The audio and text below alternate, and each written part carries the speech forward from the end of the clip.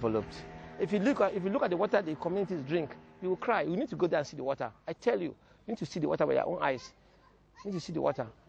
And there's no water there. There's nothing is working. But I can't get there. You can't get there because of the gunboats. I'm sorry. You need to go there and see.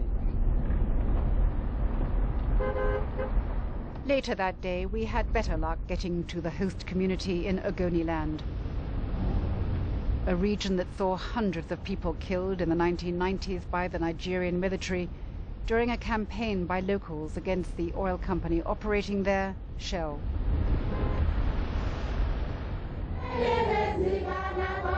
It was an era when the idealists prevailed. We are going to demand our rights peacefully, non-violently, and we shall win. The Ogonis, led by writer and environmentalist Ken Saro-Wiwa, pleaded with Shell to clean up and develop their homeland. Wiwa and 8 fellow activists were executed on the order of the Nigerian government.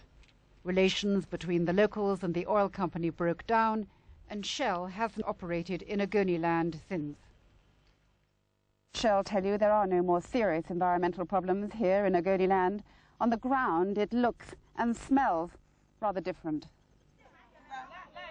I last visited the area just after the execution of Ken Saro-Wiwa. Then the people told me of their complaints, of oil pipelines running through their villages, and hundreds of oil spills which contaminated the land and polluted their drinking water.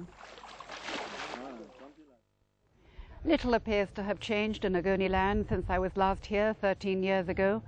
Oil spills continue to destroy the environment, and when the people ask the government and the oil companies for basic facilities like healthcare and education to compensate for the destruction of their environment, they continue to be disappointed.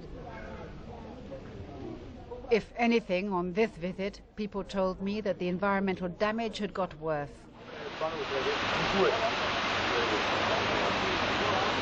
They gave me pictures of the most recent accident, a defect in one of the pipes left here by Shell, which resulted in a spill in one of the creeks of more than 1,500 barrels of crude oil. Local contractors were sent in to fix the faulty pipe, but 2 months later, Shell say they still haven't been able to get to the site for a proper clean-up. Oil still covers the sand and the water, making fishing here impossible. This latest one has caused more damage to our lives than ever. We have not experienced this type before. It is all over. 80% of the people of this community are fishermen. They don't live on any other thing than fishing. If you go across, you see them perambulating in the river because they have nothing to do again. They come back, they don't have fish again. Shell say that they and their contractors are afraid of coming back here into Ogoniland to clear up. They should not be afraid. They should bring foreign companies. Let them come and do the cleanup. We will be by them. We give them our assistance. We will support them for the cleanup job.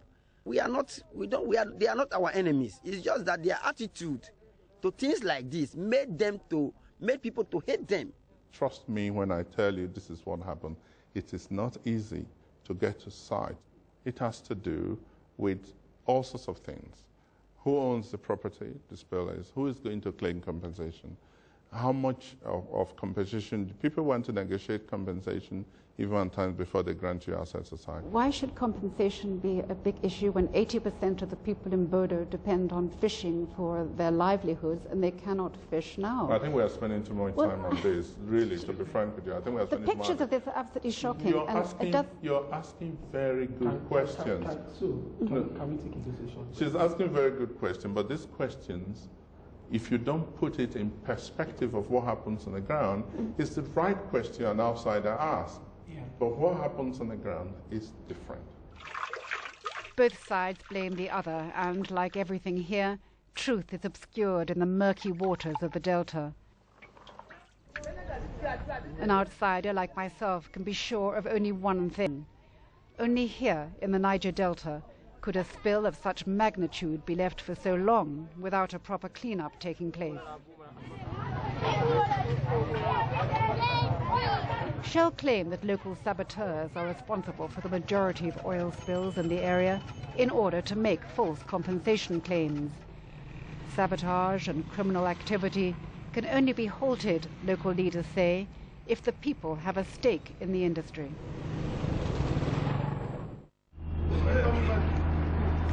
Ledamiti, now the Ogoni leader, has been invited by the Nigerian government to report on what the peoples of the Delta want from the next era of oil exploration.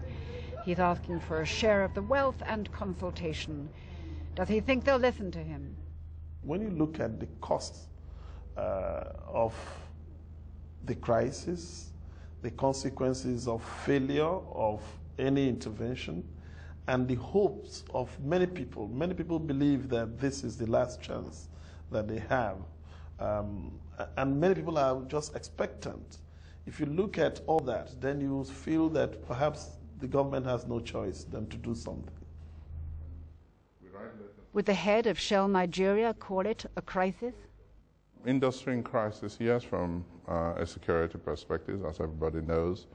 There are issues in the Niger Delta around militancy, crude oil theft, illegal bunkering, all those kind of issues that has created a sort of crisis environment which, you know, together with all stakeholders, we're on the table to find ways to resolve. And for the crisis to be resolved, those with an overview argue that the people of the Delta region must become stakeholders. If they know that they have a stake in the performance of the oil industry and that their livelihood, their income at the end of the year will rise and fall with the fortunes of that company, I think they'll be more committed to helping protecting the environment, securing the environment for that community. And it would also improve their own lives and give them a sense of benefiting from the oil industry rather than what we have had in the last 50 years. At the end of the day, it's the federal government which allocates the share of oil revenue to the people of the Delta. The Ministry of the Delta was set up a year ago to resolve the crisis, but so far no new initiatives have been announced.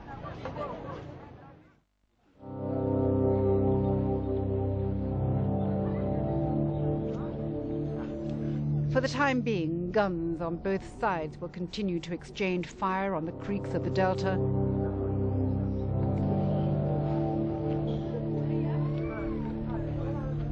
And the communities who live at the heart of the oil-producing region will continue to wonder what good oil has ever done for them.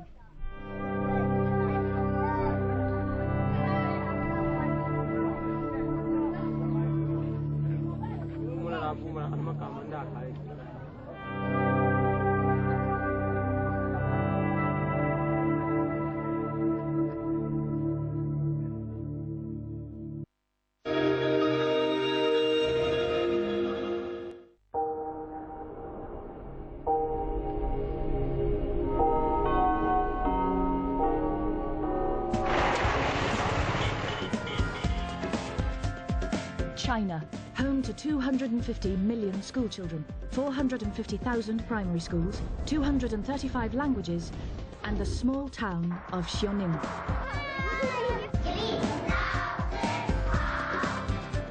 This is the story of 3 schools here, and life over the year of the Golden Pig.